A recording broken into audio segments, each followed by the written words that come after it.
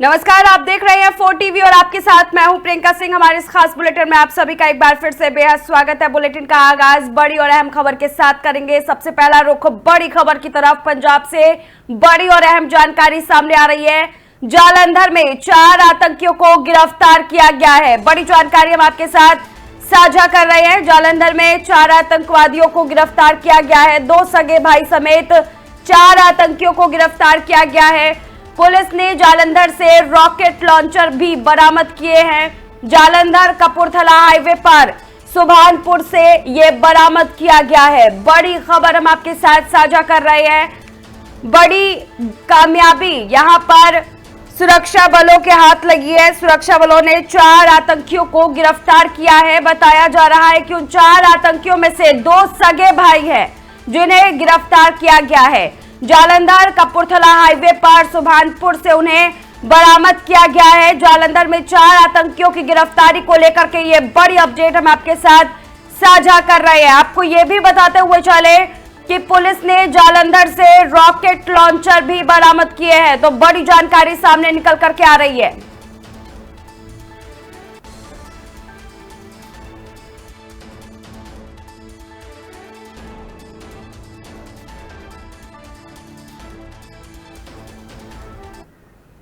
पटना की ओर रुख कर लेते हैं। पटना से एक सियासी बयान चर्चा में आ गया है। केंद्रीय मंत्री नित्यानंद राय ने बाबा साहब अंबेडकर को लेकर कांग्रेस पर सीधा निशाना साधा है। उन्होंने कहा कि बाबा साहब भीमराव अंबेडकर सिर्फ संविधान निर्माता नहीं थे, बल्कि उन्होंने भारत को एक समता मूलक और सुदृढ़ राष्ट्र बनाने के लिए पूरी जिंदगी समर्पित कर दी। नित्यानंद राय का दावा है कि प्रधानमंत्री नरेंद्र मोदी आज उन्हीं सपनों को साकार कर रहे हैं जिन्हें बाबा साहब ने देखा था। कांग्रेस पर आरोप लगाते हुए उन्होंने कहा कि कांग्रेसियों ने अंबेडकर का अपमान किया, उन्हें चुनाव में हराया और भारत रत्न तक नहीं दिया। इतना ही नहीं, उन्होंने कहा कि बाबा साहब को इतनी उपेक्षा और प्रताड़ना झेलनी पड़ी थी कि आखिरकार उन्हें नेहरू मंत्रिमंडल से इस्तीफा देना पड़ा। बाबा साहब अंबेडकर जो भारत के संविधान निर्माता है, संविधान निर्माता ने अपने संविधान के भावनाओं में इस देश से गरीबी मिटाकर समता मूलक समाज बनाने और भारत को एक सुदृढ़ भारत के रूप में खड़ा करने का जो उन्होंने भारत के संविधान में भावना व्यक्त की थी, उसके अनुरूप आज देश के माननीय प्रधानमंत्री और दुनिया के सबसे लोकप्रिय नेता माननीय नरेंद्र मोदी जी के द्वारा आज उन अंबेडकर के सपनों को पूरा किया जाए।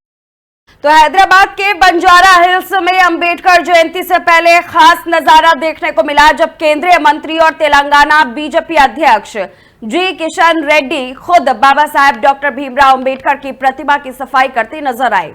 रेड्डी ने न सिर्फ प्रतिमा की साफ सफाई की, बल्कि उसे माल्यार्पण कर पुष्पांजलि भी अर्पित की। गौरतलब है कि 14 अप्रैल को अंबेडकर जयंती मनाई जाएगी, जिसे लेकर पूरे देश में तैयारियां जोरों पर है। बीजेपी की ओर से यह संदेश देने की कोशिश की जा रही है कि पार्टी बाबा साहब के विचारों को लेकर प्रतिबद्ध है।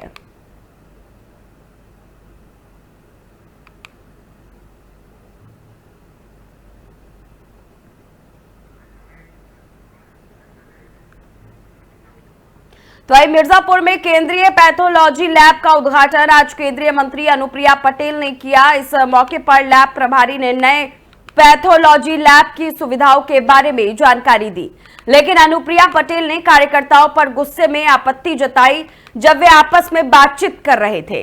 मंत्री ने कहा कि उद्घाटन कार्यक्रम के दौरान कार्यकर्ताओं का ध्यान सिर्फ समारोह पर होना चाहिए। नए केंद्रीय पैथोलॉजी लैब के उद्घाटन से अब 40 से ज्यादा रोगों की जांच संभव हो सकेगी, जिससे जिले में स्वास्थ्य सेवाओं का स्तर बेहतर होगा। इसके साथ ही मंडलीय अस्पताल परिसर में स्थित अमृत फार्मेसी का भी भूमि पूजन हुआ, जिससे अस्पताल में मरीजों को दवाइयां उपलब्ध कराई जा रही है।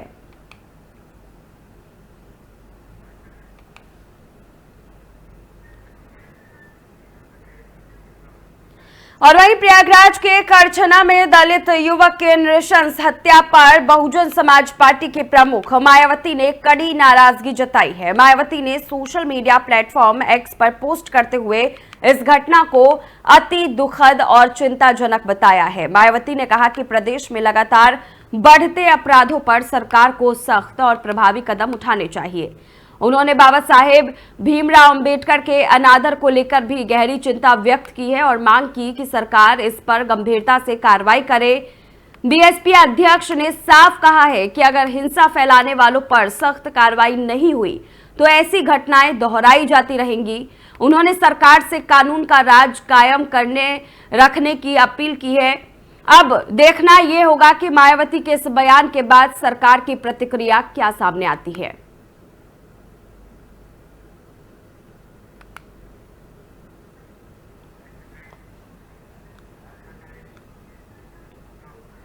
तो वही महाराष्ट्र की राजनीति में एक बार फिर बयानबाजी तेज हो गई है। शिवसेना युविटी नेता आदित्य ठाकरे ने बीजेपी पर बड़ा हमला बोला है। आदित्य ठाकरे ने कहा है कि बीजेपी की विचारधारा प्राचीन आक्रमणकारियों जैसी है। उन्होंने आरोप लगाया कि महाराष्ट्र के कई हिस्सों में हालात ऐसे बना दिए गए हैं जैसे मुगल शासन चल रहा हो।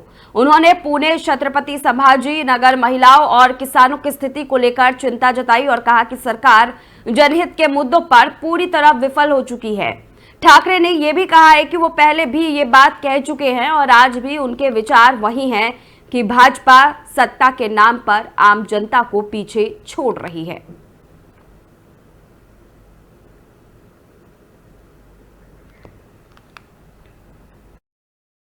मैंने ये पहले भी कहा है और आज भी कहता हूं कि भाजपा की जो मानसिकता है आज के भाजपा की, वो जैसे पहले आक्रामक हमारे महाराष्ट्र पे आक्रमण करते थे, हमला करते थे लूटने के लिए, वो ही है। आज मुंबई के हाल देखे, आज पुणे के हाल देखे, आज छत्रपति संभाजी नगर के हाल देखे, आज किसानों के हाल देखे, आज महिलाओं के हाल देखे। ऐसे ही लगने लगा कि जैसे मुगलों का राज्य यहाँ चल रहा है और यही मानसिकता यहाँ आके छत्रपति शिवाजी महाराज का अपमान करते हैं। फिर वो भले कल के जो व्यक्ति थे वो हो या फिर कोरटकर हो, सोलापुरकर हो या फिर कोश्यारी साहब हो, वही लोग औरंगजेब की कब्र को समाधि समझते हैं क्योंकि उसी औरंगजेब को इसी महाराष्ट्र ने इसे यहाँ दफनाया था कि अगर कोई हमारे महाराष्ट्र पे चल के आएगा तो यहीं दफनाया जाए। मैंने ये पहले भी कहा है और आज भी कहता हूँ कि भाजपा की जो मानसिकता है आज के भाजपा की, वो जैसे पहले आक्रामक हमारे महाराष्ट्र पे आक्रमण करते थे, हमला करते थे लूटने के लिए, वो ही है। आज मुंबई तो वहीं चंडीगढ़ से एक चौंकाने वाला बयान सामने आया। कांग्रेस नेता और पंजाब विधानसभा में नेता प्रतिपक्ष प्रताप सिंह बाजवा ने दावा किया है कि पंजाब में अब तक 18 बम धमाके हो चुके हैं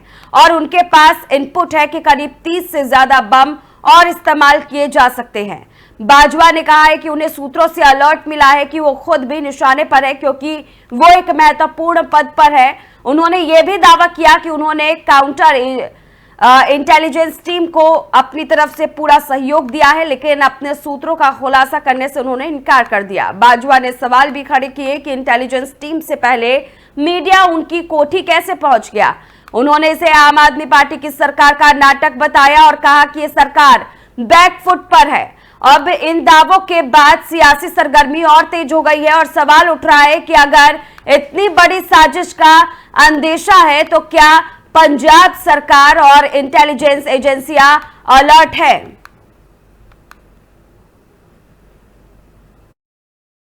मैंने एक स्टेटमेंट दी थी एक टीवी चैनल को जो मोस्ट प्रॉब्ली आज रिले होगी। उसमें मैंने ये बात कही थी, मुझे किसी इंटेलिजेंस के मेरे सोर्स ने, वो कहाँ का सोर्स है मैं बता नहीं सकता, उन्होंने मुझे ये वार्न किया था कि बहुत सारे इधर ऐसे बॉम्ब्स आ चुके हैं, कोई 18 चल चुके हैं, कोई 30-32 चलने वाले।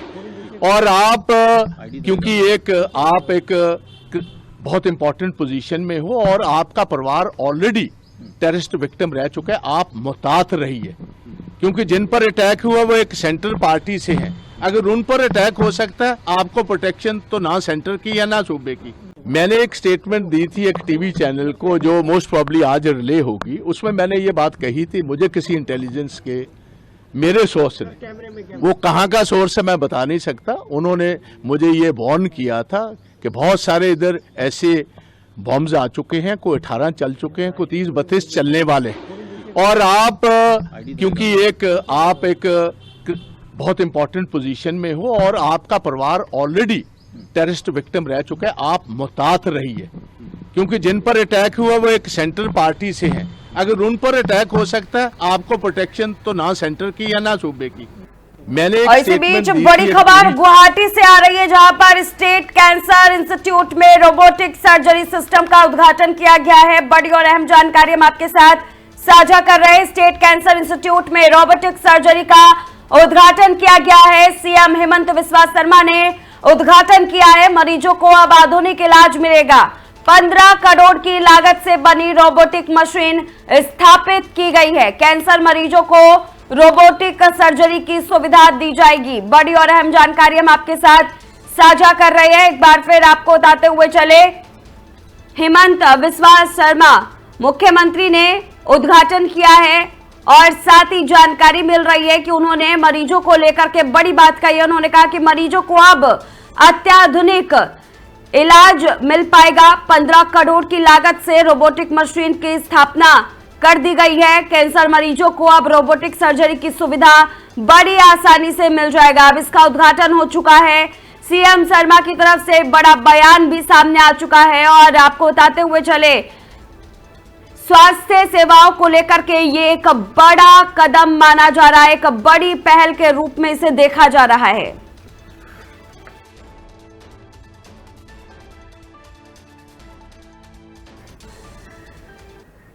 एक और बड़ी जानकारी जम्मू कश्मीर से सामने आ रही है। किश्तवाड़ में सुरक्षा बलों का अभियान तेज हो चुका है। बड़ी और अहम जानकारी हम आपके साथ साझा कर रहे हैं। किश्तवाड़ में सुरक्षा बलों का बड़ा अभियान। सुरक्षा बलों ने गोला बारूद बरामद किया है। हथियारों का जखीरा भी बरामद किया गया है।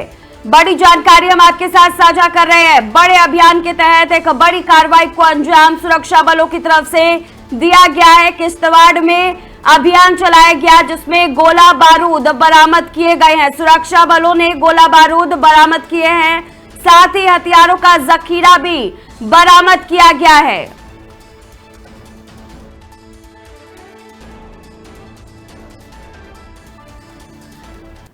चलिए खबरों की ओर रुख करेंगे। हरदोई में वन विभाग की नर्सरी से एक वीडियो वायरल हो रहा है जिसमें मासूम बच्चों से मजदूरी कराई जा रही है। वीडियो में बच्चों को हाथ में खुरपी पकड़ाकर यहां पर उन लोगों से कार्य करवाया जा रहा है। तस्वीरें आप देख सकते हैं। ये सब पैसे के लालच में किया जा रहा है और बच्चों को काम पर लगाया जा रहा है। ये घटना सांडी थाना क्षेत्र स्थित वन विभाग की नर्सरी की है और अब वीडियो सोशल मीडिया पर वायरल हो गया है। इस मामले में वन विभाग पर आरोप लग रहे हैं कि वो बच्चों से गैर कानूनी तरीके से काम करवा रही हैं।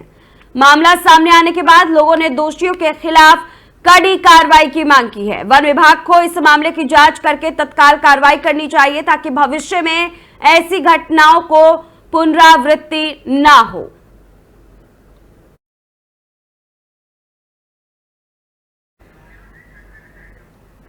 चलिए रुक करेंगे बिजनौर की ओर, जहां से चौंका देने वाला मामला सामने आ रहा है। एक युवक जो है वो लड़ाई करता हुआ नजर आया और युवकों का जो गुट है वो आपस में सड़क पर जमकर के मारपीट कर रहा था। ये पूरी घटना मंडावली के भागूवाला इलाके में एक मंदिर के पास की है, जहां पहले तो मामूली कहासुनी हुई और फिर देखते ही देखते बात लात घूसे और धक्का मुक्की तक पहुंच गई। स्थानीय लोगों ने बीच बचाव कर मामला शांत कराने की कोशिश की, लेकिन दोनों पक्ष एक दूसरे पर हमला करते रहे। घटना का वीडियो भी सामने आया है जो अब सोशल मीडिया पर तेजी के साथ वायरल हो रहा है। पुलिस ने मामले की जांच शुरू कर दी है और दोनों पक्षों से पूछताछ की जा रही है। साथ ही आसपास लगे सीसीटीवी फुटेज भी खंगाले जा रहे हैं ताकि झगड़े की असली वजह सामने आ सके।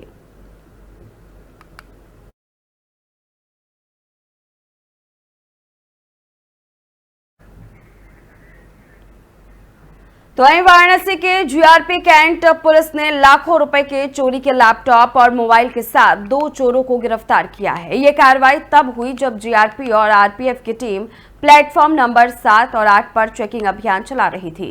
इस दौरान 2 लोग भागते हुए दिखाई दिए जिन्हें तुरंत पकड़ा गया। जांच के दौरान चोरों के पास से पिट्ठू बैग में एक लैपटॉप और 14 मोबाइल फोन बरामद हुए जिनकी अनुमानित कीमत करीब 4 लाख है। पूछताछ के दौरान आरोपियों ने बताया कि वे अपने शौक को पूरा करने के लिए चोरी की वारदातें करते थे। दोनों आरोपी बिहार के रहने वाले हैं और वाराणसी के ट्रेन के माध्यम से कहीं और जाने की कोशिश कर रहे थे। जीआरपी प्रभारी हेमंत सिंह ने बताया कि ये आरोपी चोरी की घटनाओं को शौक के लिए अंजाम देते थे और अब उन्हें कानूनी कार्रवाई का सामना करना पड़ेगा।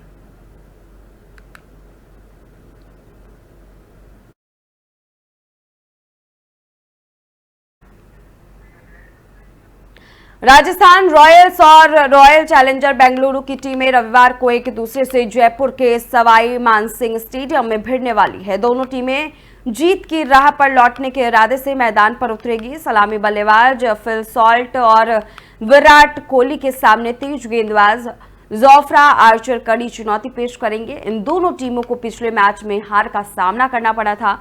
आरसीबी को दिल्ली कैपिटल्स के हाथों 6 विकेट से हार का सामना करना पड़ा, जबकि राजस्थान को गुजरात टाइटंस के हाथों 58 रन से करारी शिकस्त मिली थी।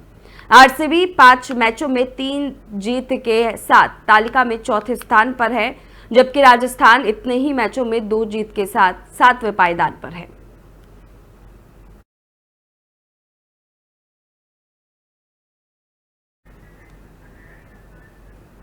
आईपीएल 2025 में दिल्ली कैपिटल्स और मुंबई इंडियंस के बीच दिल्ली के अरुण जेटली क्रिकेट स्टेडियम में मुकाबला खेला जाएगा। मौजूदा सीजन में दिल्ली के अरुण जेटली स्टेडियम में खेला जाने वाला यह पहला मुकाबला है। इससे पहले दिल्ली ने अपने घरेलू मुकाबले विशाखापट्टनम में 2 मुकाबले खेले थे, जिसमें से दोनों में से उसे जीत मिली थी। दिल्ली कैपिटल्स की टीम लगातार 4 मैच में जीत के साथ टूर्नामेंट में अजेय बनी हुई है और अंक तालिका से पहले पायदान पर है। मुंबई इंडियंस की टीम एक बार फिर संघर्ष करती दिख रही है। अब तक खेले 5 मैच में 1 जीत और 4 हार के साथ मुंबई 9वें पायदान पर है।